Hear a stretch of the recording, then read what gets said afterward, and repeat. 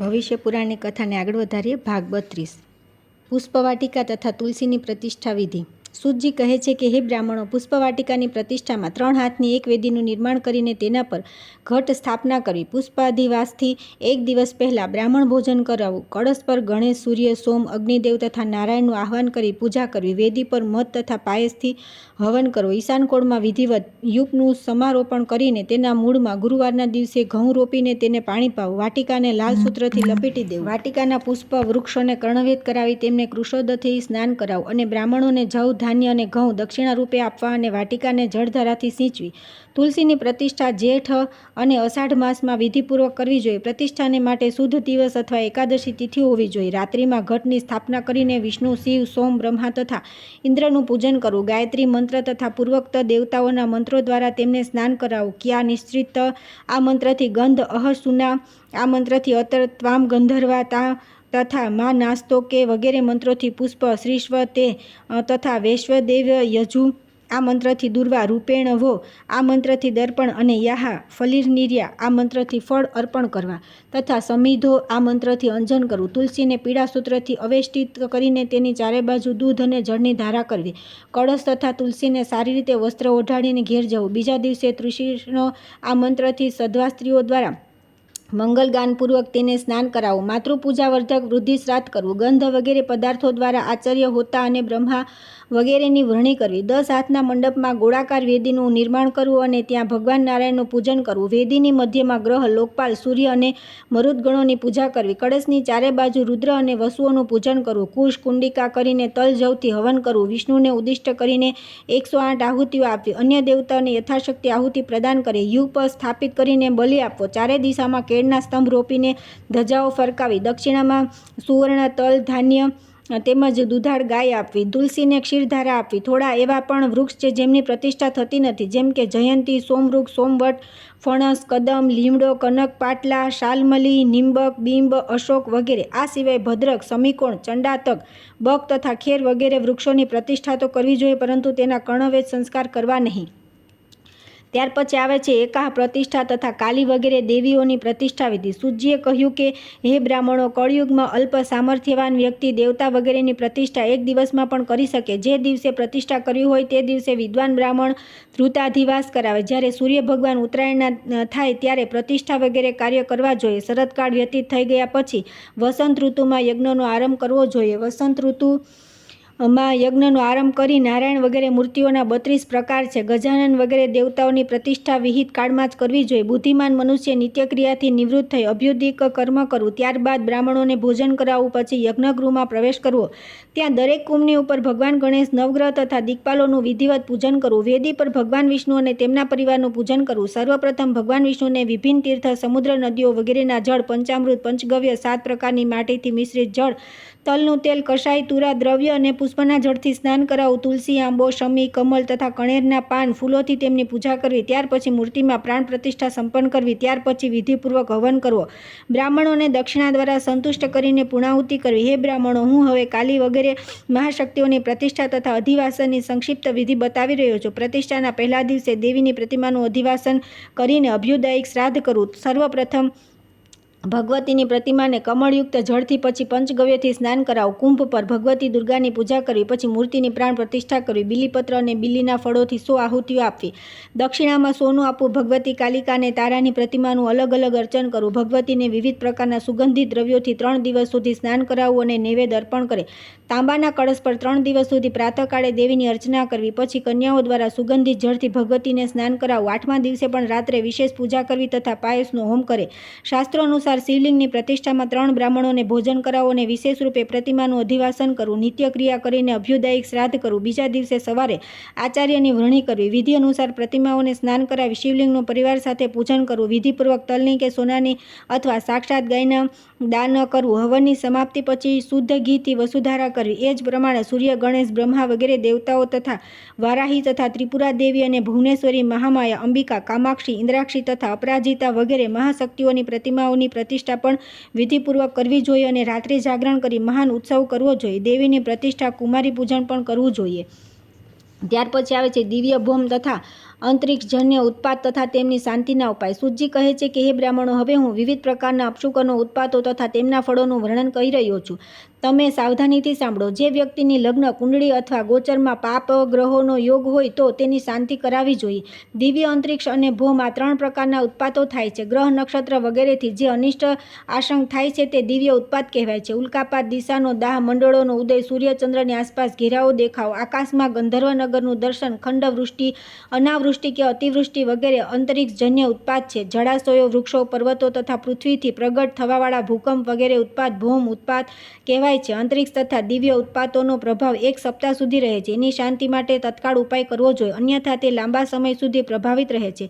દેવતાઓનું હસવું, રુધિર સ્રાવ થવો, અકસ્માત, વીજળી તથા વજ્રનું પડવું, હિંસા અને નિર્દયતા વધવી, સર્પોનું આરોહણ કરવું, આ બધા દેવ દુર્નિર્મિત છે. મેઘથી થતી વૃષ્ટિ માત્ર શિલા પર જ પડે તો 1 સપ્તાહમાં પ્રાણી નષ્ટ થઈ જાય છે. એક રાશિ પર શનિ, મંગળ અને સૂર્ય આ પાપ ગ્રહો સ્થિત થઈ જાય છે અને પૃથ્વી ઓચિંતી ધુમાડાથી ઢંકાયેલી દેખાય તો ભારે જનસંહારની સંભાવના હોય છે. જો બૃહસ્પતિ પોતાની રાશિનો અતિચાર કરે અને શનિ ત્યાં સ્થિત ન હોય તો રાજ્ય નષ્ટ થવાની સંભાવના રહે છે. જો સૂર્ય થોડા સમય સુધી ન દેખાય અને દિશાઓમાં દાહ થવા લાગે, ધૂમકેતુ દેખાય અને વારંવાર ભૂકંપ થતો હોય તથા રાજાના જન્મદિવસે ઇન્દ્રધનુષ દેખાય તો તે તેના માટે ભારે દુર્નિર્મિત છે. ભયંકર આંધી તોફાન આવી જાય, ગ્રહોનું પરસ્પર યુદ્ધ દેખાય, 3 મહિનામાં જ બીજી વાર ગ્રહણ થાય અને અથવા ઉલ્કાપાત થાય, આકાશ અને જમીન પર દેડકા દોડવા લાગે, હળદર જેવી પીળી વૃષ્ટિ થાય, પથ્થરોમાં સિંહ અને બિલાડીની આકૃતિ દેખાય તો રાષ્ટ્રમાં દુર્ભિક્ષ અને રાજાનો વિનાશ થાય. ચૈત્રમાં અથવા કુંભના સૂર્યમાં, ફાગણ માસમાં નદીનો વેગ ઓચિંતો વધી જાય તો રાષ્ટ્રમાં વિપ્લવ થાય. આ બધા સૂર્યજન્ય અદ્ભુત ઉત્પાત છે. હવન વગેરે દ્વારા એમની શાંતિ કરાવવી જોઈએ. આ કૃષ્ણેન આ સૂર્યમંત્ર દ્વારા હવન કરાવવું જોઈએ. ધાન્ય વગેરેનું સારહીન થઈ જવું, ગાયો નિશ્ચેત થઈ જવી, કુવાઓનું પાણી એકાએક સુકાઈ જવું, આ બધા પણ સૂર્યજનિત ઉત્પાત છે. એમની શાંતિના માટે કમળ પુષ્પોથી 1000 આહુતિઓ આપવી જોઈએ. વિકૃત પક્ષી, પાંડુ વર્ણનું કબૂતર, સફેદ ઘુવડ, કાળો કાગડો અને કરાકુલ પક્ષી જો ઘરમાં પડે તો તે ઘરમાં મોટો ઉત્પાત થાય છે. ગળાની માળાઓ એકબીજા સાથે ટકરાવા લાગે, તરતના જન્મેલા બાળકને દાંત હોય, દેવતાઓની મૂર્તિઓ હસતી હોય, મૂર્તિઓમાં પસીનો દેખાય અને ગળામાં અથવા ઘરમાં સાપ અને દેડકાનો પ્રસવ થાય તો તે ઘરની ગૃહિણી 6 માસમાં મૃત્યુ પામે. ઘર પર કે વૃક્ષ પર વીજળી કડાકા સાથે પડે અને અગ્નિની જ્વાળાઓ દેખાય તો મહાન ઉત્પાત થાય છે. આ બધાની શાંતિના માટે રવિવારના દિવસે ભગવાન સૂર્યની પ્રસન્નતા હેતુ તેમની પૂજા કરવી, તલ તેમજ પાયસની 10,000 આહુતિઓ પ્રદાન કરવી, ગૌદાન કરવું અને બ્રાહ્મણોને દક્ષિણા આપવી. આથી શીઘ્ર શાંતિ થાય છે. અચાનક ધજા, ચામર, છત્ર તથા સિંહાસન પર વિભૂષિત રથ પર રાજાનું દેખાવું તથા સ્ત્રી પુરુષોની લડાઈ આ પણ મહાન ઉત્પાત છે. પૃથ્વીનું ધ્રુજવું, પર્વતોનું ટંકારવું, કોયલ અને ઘુવડનું રડવું વગેરે સંભળાય તો રાજા, મંત્રી, રાજપુત્ર, હાથી વગેરેનો નાશ થાય છે. તાડ તથા સોપારીના વૃક્ષ એક સાથે ઉત્પન્ન થઈ જાય તો તે ઘરમાં રહેનારાઓ પર વિપત્તિની સંભાવના હોય છે. બીજા વૃક્ષોમાં અન્ય વૃક્ષના ફળ ફૂલ લાગેલા દેખાય તો એ સોમગ્રહજન્ય ઉત્પાત છે. એની શાંતિ માટે સોમવારના દિવસે સોમના નિમિત્તે દહીં, મધ, ઘી તથા ખાખરો વગેરેથી ઈમ દેવા, યજુના મંત્રથી 1000 આહુતિઓ આપવી અને ચરુથી પણ હવન કરે. અડદ અને જવના ઢગલા એકાએક અદ્રશ્ય થઈ જાય, દહીં, દૂધ, ઘી અને પકવાનો રક્ત જેવા દેખાય, એકાએક ઘરમાં આગ લાગ્યા જેવું દેખાય, વિના વાદળ જ વીજળી ચમકવા લાગે, ઘરના બધા પશુ તથા મનુષ્ય બીમાર હોય તેવા દેખાય તો મંગળ ગ્રહથી ઉત્પાત સમજવો જોઈએ. આનાથી રાજા, મંત્રી તથા ઘરના મોભીનો વિનાશ થાય છે. આવા ભયંકર ઉપદ્રવોને જોઈને મંગળની શાંતિ માટે દહીં, મધ, ઘીથી યુક્ત ખેર અને ઉમરડાથી સમિધાની અગ્નિમૂર્ધા આ મંત્રથી 10,000 આહુતિઓ આપવી જોઈએ. 3 બ્રાહ્મણોને ભોજન કરાવી દક્ષિણામાં લાલ વસ્તુ આપવી જોઈએ તથા સોના કે તાંબાની મંગળની પ્રતિમા બનાવી દાનમાં આપવી જોઈએ. એનાથી શાંતિ થાય છે. ગાયો જો ઘરમાં પૂંછડું ઊંચું કરીને સ્વયં દોડવા લાગે અને કૂતરા તથા સુવરા ઘર પર ચઢવા લાગે તો તે ઘરની સ્ત્રીઓને ભીષણ ક્લેશની આશંકા રહે છે. ગૃહસ્વામીનું પૂર્ણતઃ મિથ્યાવાદી હોવું તથા રાજાનું વાદ વિવાદમાં ફસાવું, ઘરમાં ગાયોનું ભાંભરવું, પૃથ્વી હાલવી, ઘરમાં દેડકા તથા સાપે જન્મ લેવો, આ બધા ઉત્પાત બુધજન્ય છે. એમાં રાજ્ય તથા ઘર નષ્ટ થવાની સંભાવના છે. આ ઉત્પાતોની શાંતિના માટે બુધવારના દિવસે બુધ ગ્રહના ઉદ્દેશ્યથી દહીં, મધ, ઘી તથા અપામાર્ગની સમિધા તેમજ ચરુથી ઉદ્બુદ્ધસ્વ આ મંત્ર દ્વારા 10,000 આહુતિઓ આપવી જોઈએ. બુધની સેનાની પ્રતિમા તથા દુધાળ ગાય બ્રાહ્મણને દાનમાં આપવી જોઈએ. પશુઓનો અસમયે સમાગમ અને તેમનાથી યમલ સંતતિઓની ઉત્પત્ત, જવ, વિગ્રી વગેરેનું સહસા લુપ્ત થઈ જવું, ગૃહ સ્તંભનું સહસા તૂટી જવું, આંગણામાં બિલાડી તથા દેડકા નખથી જમીન ખોતરે અને તેઓ ઘર પર ચડે તો આ બધા દોષ જ્યાં દેખાય છે ત્યાં 6 મહિનાની અંદર જ ઘરનો વિનાશ થઈ જાય છે. ઘરમાં કોઈનું મૃત્યુ થાય છે કે કુટુંબમાં ક્લેશ થાય તથા અનેક વ્યાધિઓ ઉત્પન્ન થાય છે. બિલી વૃક્ષ પર ગીધ અને ગીધીનું એક સાથે દેખાવું રાજાના માટે વિભ્રમકારક તથા મહેલના માટે હાનિકારક હોય છે. આ દોષમાં મંત્રીઓ રાજાના વિરોધમાં થઈ જાય છે. આ બધા બૃહસ્પતિ જનિત દોષ છે. એમની શાંતિના માટે બૃહસ્પતિના નિમિત્તે શાંતિ હોમ કરવા જોઈએ તથા પયસ્વીની ગાય તથા સોનાની બૃહસ્પતિની પ્રતિમાનું દાન કરવું જોઈએ. રાક્ષસ દ્વારા ઘડાનું જળ પીવાનો આભાસ થવો, સિંહ, શર્કરા, તેલ, ચાંદી, તાંડવ નૃત્ય, અડદ, ભાત, ધાન્ય વગેરેનો આભાસ થવો, ઘરમાં તાંબુ, કાંસુ, લોઢું, સીસું તથા પિત્તળ વગેરે મૂક્યા હોવાનો આભાસ થવો. આવા ઉત્પાત પર ધન નાશની સંભાવના રહે છે અને અનેક વ્યાધિઓ થાય છે. રાજા ભયંકર ઉપદ્રવ તથા બંધનમાં પડી જાય છે. ગાય, અશ્વ અને સેવકોનો વિનાશ થાય છે. દાંતની ઉપર બીજો દાંત નીકળવો, ધારદાર દાંત નીકળવા એ પણ દોષકારક છે. વાસણોમાં, ઘડાઓમાં જો વાદળાના ગરજવાનો અવાજ સંભળાય તો ઘરના સ્વામી પર વિપત્તિની સંભાવના હોય છે. આ શુક્ર ગ્રહ જનિત દોષ છે. એમની શાંતિ માટે શુક્રવારના દિવસે દહીં, મધ, ઘી સાથે શમીપત્રથી હવન કરવો તથા 2 સફેદ વસ્ત્ર, દુધાળ ધોળી ગાય અને સોનાની શુક્રની પ્રતિમાનું દાન કરવું જોઈએ. મંદિરની જમીન જો લાલ રંગની અથવા પુષ્પિત દેખાય તો ત્યાં પણ ઉત્પાતની સંભાવના હોય છે. આકાશમાં આગ દેખાય તો સ્ત્રી પુરુષોની હાનિ અને રાષ્ટ્રમાં અરાજકતાની સંભાવના હોય છે. બધી ઔષધિઓ અને ધાન્ય રસવિહીન થઈ જાય છે. હાથી, ઘોડા ઉન્મત્ત થઈને હિંસક થઈ જાય છે. રાજા માટે બધી પ્રજા શત્રુ બની જાય છે. ગાય, ભેંસ વગેરે પશુ અનાયસ ઉત્પાત મચાવવા લાગે. ઘરમાં દ્વારમાં ઘો અને શંખીણી પ્રવેશ કરે તો અશુભ સમજવું જોઈએ. એનાથી રાજાને પીડા અને ધનહાનિ થાય છે. આ બધા ઉત્પાત શનિગ્રહ જનિત સમજવા જોઈએ. એમની શાંતિ માટે વિવિધ ધાન્ય તથા સમિધાઓથી શનિવારના દિવસે શમ નો દેવી આ મંત્રથી 10,000 આહુતિ આપવી જોઈએ અને ચરુથી પણ હવન કરવો જોઈએ. નીલ રંગની વાછડા સાથે દુધાળ ગાય, 2 વસ્ત્ર, સોનું, ચાંદી, શનિની પ્રતિમા વગેરે દક્ષિણામાં બ્રાહ્મણને આપવી જોઈએ. વાદળની ગર્જના વિના લાલ પીળી શિલાવૃષ્ટિનું દેખાવું, હવા વિના વૃક્ષનું હાલવું ડોલવું દેખાય, ઇન્દ્રધ્વજ તથા ઇન્દ્રધનુષ્યનું પડવું, દિવસે શિયાળો તથા રાત્રે ઘૂઘડનું રડવું, એક બળદનું બીજા બળદની ખાન પર મોઢું મૂકીને ભાંભરવું, આવા દોષ દેખાય તો દેશના પાપની વૃદ્ધિ થાય છે તથા રાજા, રાજ્ય તેમજ ધર્મથી ચ્યુત થઈ જાય છે. ગાય અને બ્રાહ્મણોમાં પરસ્પર દ્વંદ્વ ઊભું થઈ જાય છે. વાહન નષ્ટ થઈ જાય છે. જો આકાશમાં ધ્વજની છાયા દેખાય તો રાષ્ટ્રમાં ભારે વિપ્લવ થાય છે. જો પાણીમાં અગ્નિ લાગેલો દેખાય અને માથા કે શરીર પર વીજળી પડે તો તેનું જીવન દુર્લભ થઈ જાય છે. દરવાજાના કિનારા પર અથવા સ્તંભ પર અગ્નિ અથવા ધુમાડો દેખાય તો મૃત્યુનો ભય રહે છે. આકાશમાં વજ્રાઘાત, અગ્નિની જ્વાળામાં ધુમાડો, નગરમાં કોઈ ન થવા યોગ્ય ઘટનાનું દેખાવું, મરદાને લઈ જતા રસ્તામાં તેનું બેઠા થઈ જવું, સ્થાપિત લિંગનું ચાલવું, ભૂકંપ, આંધી, તોફાન, ઉલ્કાપાત થવો, કસમય વૃક્ષોમાં ફળ આવવા, આ બધા ઉત્પાત રાહુજન્ય છે. આમની શાંતિ માટે દહીં, મધ, ઘી, ધરો, અક્ષત વગેરેથી ક્યાં નક્ષત્ર આ મંત્ર દ્વારા રવિવારના દિવસે 10,000 આહુતિઓ રાહુના માટે આપવી. ચરુથી પણ હવન કરો. દુધાળ કપિલા ગાય, અતસી, તલ, શંખ અને 2 વસ્ત્ર બ્રાહ્મણને દાનમાં આપવા. વરુણ હોમ પણ કરવો. તેનાથી બધા દોષ પાપ નષ્ટ થઈ જાય છે. જો શિયાળ, ગીધ, કાગડા વગેરે ભીષણ અવાજ કરતા હોય તથા ભયંકર નૃત્ય કરતા હોય તો મૃત્યુની આશંકા રહે છે. બળતા અગ્નિ સમાન ધૂમકેતુનું દેખાવું, જમીન ખસતી હોય તેવું લાગવું, આવી સ્થિતિમાં રાજાની મુશ્કેલી વધે છે. રાજ્યમાં અકાળ પડે છે તથા અનેક પ્રકારના અનિષ્ટ થાય છે. એમની શાંતિ માટે સુવર્ણ છત્રયુક્ત 7 ઘોડાનું સૂર્યમંડળ બનાવી બ્રાહ્મણને દાનમાં આપવું. બિલીપત્ર પણ આપવા. ઇન્દ્ર મંત્રથી હવન કરવો. જો અકસ્માત શાલ, તાલ, અક્ષર, ખદીર, કમળ વગેરે ઘરમાં જ ઉત્પન્ન થાય તો આ બધા કેતુગ્રહજન્ય દોષ છે. એમની શાંતિના માટે ત્ર્યંબક આ મંત્રથી દહીં, મધ, ઘીની 10,000 આહુતિઓ આપવી તથા ચરુ પણ આપવો. નીલ રંગની વાછડા સાથેની દુધાળ ગાય, વસ્ત્ર, કેતુની પ્રતિમા વગેરેનું બ્રાહ્મણને દાન કરવું. દક્ષિણ દિશામાં પોતાની છાયા પોતાના પગની તદ્દન નજીક આવી જાય એવી છાયામાં 2 કે 5 માથા દેખાય અથવા છિન્ન ભિન્ન છે થયેલા માથા દેખાય તો જોનારનું સપ્તાહની અંદર મૃત્યુ થવાની આશંકા રહે છે. કાગડો, બિલાડી, પોપટ તથા કબૂતરોનું મૈથુન દેખાય તો આ દુર્નિર્મિત રાહુજન્ય ઉત્પાત છે. એમની શાંતિ માટે શનિવારના દિવસે શનિના માટે 10,000 આહુતિઓ આપવી જોઈએ. આંકડાના પુષ્પથી શનિની પૂજા કરવી તથા ચરુથી 100 આહુતિ આપવી. વામ અને દક્ષિણાક્રમથી જો હાથ, પગ કે આંખ ફરકે તો તેનાથી મૃત્યુનો ભય સૂચવે છે. આ સોમગ્રહી જનિત દુર્નિમિત્ત છે. પુસ્તક, યજ્ઞોપવિત, ચરુ તથા ઇન્દ્રધ્વજમાં આગ લાગી જાય તો તે સૂર્યજન્ય દુર્નિમિત્ત છે. આની શાંતિ માટે સૂર્યના નિમિત્ત યુક્ત કરેણના પુષ્પોથી આહુતિઓ આપવી જોઈએ. જે ગ્રહોનું દુર્નિમિત્ત દેખાય તો તેની શાંતિ માટે ગ્રહો તથા તેમના અધિદેવતા અને પ્રત્યધિદેવતાના નિમિત્તે પણ વિધિપૂર્વક પૂજન, હવન, સ્તવન, દાન વગેરે કરવું જોઈએ. વિધિ અનુસાર ક્રિયા ન કરવાથી દ્વેષ થાય છે. તેથી આ બધા શાન્યાદિ કર્મ શાસ્ત્રોક્ત વિધાન પ્રમાણે જ કરવા જોઈએ. એનાથી શાંતિ પ્રાપ્ત થાય છે અને સર્વવિધ કલ્યાણ મંગળ થાય છે. મધ્યમ પર્વ 3જો ભાગ સંપૂર્ણ. ત્યાર પછી આવે છે પ્રતિસર્ગ પર્વ પ્રથમ ખંડ. વાત્સવમાં ભવિષ્ય પુરાણમાં ભવિષ્ય નામની સાર્થકતા પ્રતિસર્ગ પર્વમાં ચરિતાર્થ થયેલી દેખાય છે. વંશાનું કીર્તન બધા પુરાણોનું મુખ્ય લક્ષણ છે. વંશાનું કીર્તન ચેતી પુરાણ પ્રચલક્ષણમ.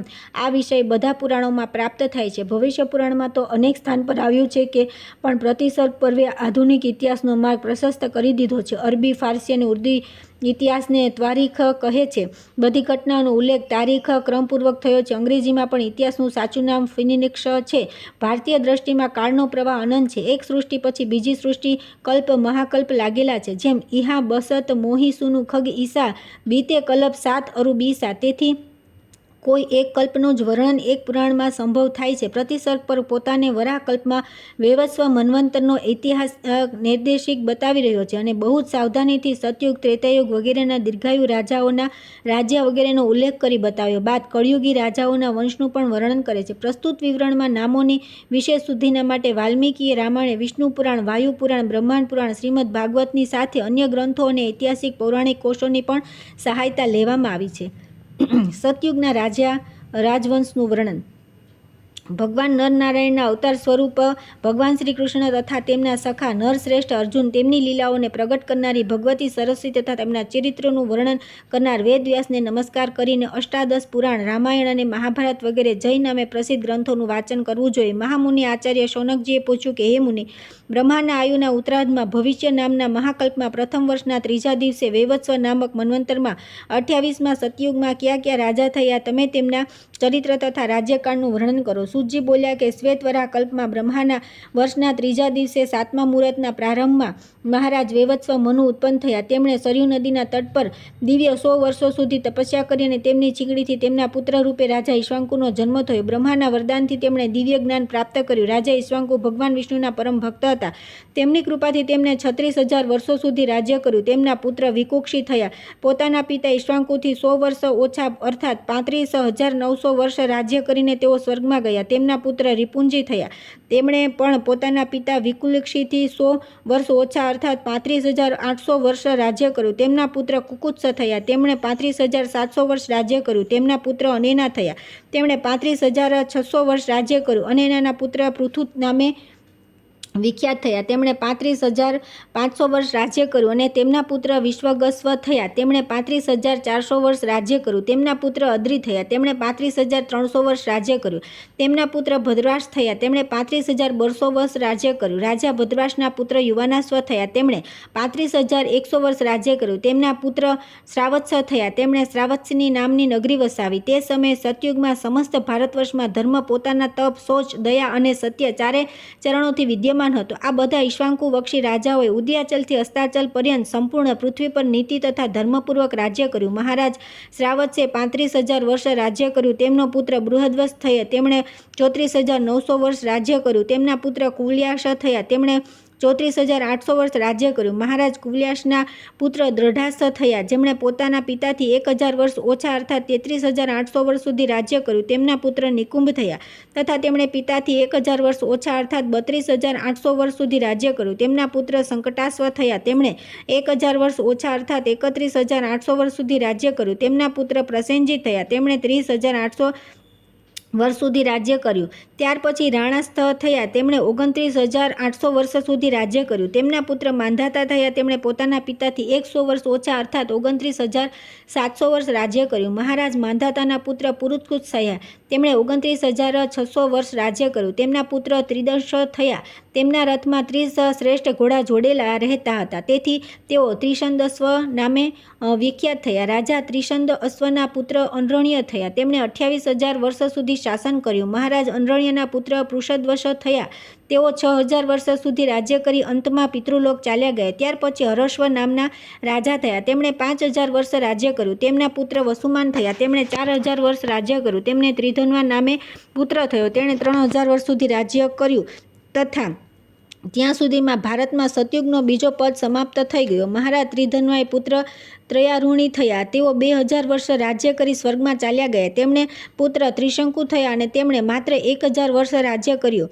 છદ્મના કારણે રાજા ત્રિશંકુ હિંતાને પ્રાપ્ત થયા. તેમના પુત્ર હરિશ્ચંદ્ર થયા. તેમણે 20,000 વર્ષ રાજ્ય કર્યું. તેમના પુત્ર રોહિત થયા. તેમણે પિતાની જેમ જ રાજ્ય કર્યું. તેમના પુત્રનું નામ હરિત હતું. રાજા હરિત પણ પિતાની જેમ જ દીર્ઘકાળ સુધી રાજ્ય કર્યું. તેમના પુત્ર ચુંચુભૂપ થયા. પિતાની જેમ વર્ષો સુધી તેમણે રાજ્ય કર્યું. તેમના પુત્ર વિજય થયા. તેમણે પણ પિતાની જેમ વર્ષો સુધી રાજ્ય કર્યું. તેમના પુત્ર રૂક થયા, તેમણે પણ પિતાની જેમ વર્ષો સુધી રાજ્ય કર્યું. આ બધા રાજાઓ વિષ્ણુ ભક્ત હતા તથા તેમની સેના બહુ વિશાળ હતી. તેમના રાજ્યમાં મણિ સ્વર્ણની સમુદ્રી તથા પ્રચુર ધન સંપત્તિ સર્વને સુલભ હતી. તે સમયે સતયુગનો પૂર્ણ ધર્મ વિદ્યમાન હતો. સતયુગના ત્રીજા ચરણની મધ્યમાં રાજા રૂકના પુત્ર મહારાજ સગર થયા. તેઓ શિવભક્ત તથા સદાચાર સંપન્ન હતા. તેમના એક રાણીથી ઉત્પન્ન 60,000 પુત્ર સાગર નામે પ્રસિદ્ધ થયા. મુનિઓએ તે 30,000 વર્ષોનો તેમનો શાસનકાળ માન્યો. કપિલ મુનિના શાપથી સગર પુત્ર નષ્ટ થઈ ગયા. બીજી રાણીથી અસમંજસ નામનો પુત્ર થયો. તેમના પુત્ર અંશુમાન થયા. તેમના દિલીપ અને દિલીપના પુત્ર ભગીરથ થયા, જેમના દ્વારા પૃથ્વી પર લાવવામાં આવેલી ગંગા ભાગીરથી નામે પ્રસિદ્ધ થઈ. ભગીરથના પુત્ર શ્રુતસેન થયા. મહારાજ સગરથી શ્રુતસેન સુધીના બધા રાજાઓ શૈવ હતા. શ્રુતસેનના પુત્ર નાભાગ તથા નાભાગના પુત્ર રાજા અંબરીશ અત્યંત પ્રસિદ્ધ વિષ્ણુ ભક્ત થયા, જેમની રક્ષા માટે સુદર્શન ચક્ર રાત દિવસ નિયુક્ત રહેતું હતું. ત્યાં સુધી ભારતમાં સતયુગનો ત્રીજો ચરણ સમાપ્ત થઈ ચૂક્યો હતો. સતયુગના ચોથા ચરણમાં મહારાજ અંબરીશના પુત્ર સિંધુદ્વીપ થયા. તેમના પુત્ર આયુતાશ્વ, આયુતાશ્વના પુત્ર ઋતુપર્ણ, તેમના પુત્ર સર્વકામ તથા તેમના પુત્ર કલ્માશદ થયા.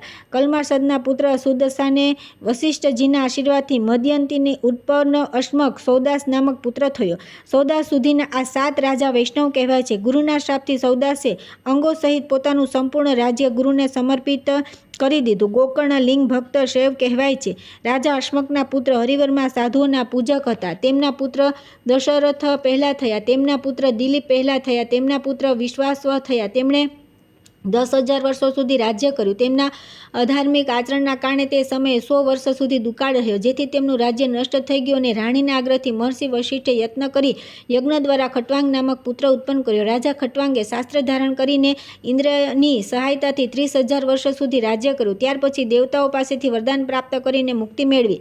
તેમના પુત્ર દીર્ઘબાહુ થયા. તેમણે 20,000 વર્ષો સુધી રાજ્ય કર્યું. તેમના પુત્ર સુદર્શન થયા. મહામનીષી સુદર્શને કાશીરાજની પુત્રી સાથે લગ્ન કરી દેવીની કૃપા રાજાઓને જીતીને ધર્મપૂર્વક સંપૂર્ણ ભારત ખંડ પર 5,000 વર્ષો સુધી રાજ્ય કર્યું. એક દિવસ સ્વપ્નમાં મહાકાલીએ રાજા સુદર્શનને કહ્યું કે વત્સ, તમે પોતાની પત્ની સાથે તથા મહર્ષિ વશિષ્ઠ વગેરેની સાથે હિમાલય પર જઈને નિવાસ કરો, કેમ કે ભીષણ ઝંઝાવાતના પ્રભાવથી ભરતખંડનો પ્રાય મોટા ભાગનો ક્ષય થઈ જશે. પૂર્વ પશ્ચિમ વગેરે દિશાઓના અનેક ઉદ્વીપ ઝંઝાવાતના કારણે સમુદ્રમાં વિલીન જેવા થઈ ગયા છે. ભારતવર્ષમાં પણ આજથી 7મા દિવસે ભીષણ ઝંઝાવાત આવશે. સ્વપ્નમાં ભગવતી દ્વારા પ્રલયનો સંકેત મળતા મહારાજ સુદર્શન મુખ્ય રાજાઓ, વૈશ્યો તથા બ્રાહ્મણો અને પોતાના સેવકોની સાથે હિમાલય પર ચાલ્યા ગયા અને ભારતનો બહુ મોટો ભૂભાગ સમુદ્રના તોફાનના કારણે નષ્ટ થઈ ગયો. સંપૂર્ણ પ્રાણી નષ્ટ થઈ ગયા અને સંપૂર્ણ પૃથ્વી જળમગ્ન થઈ ગઈ.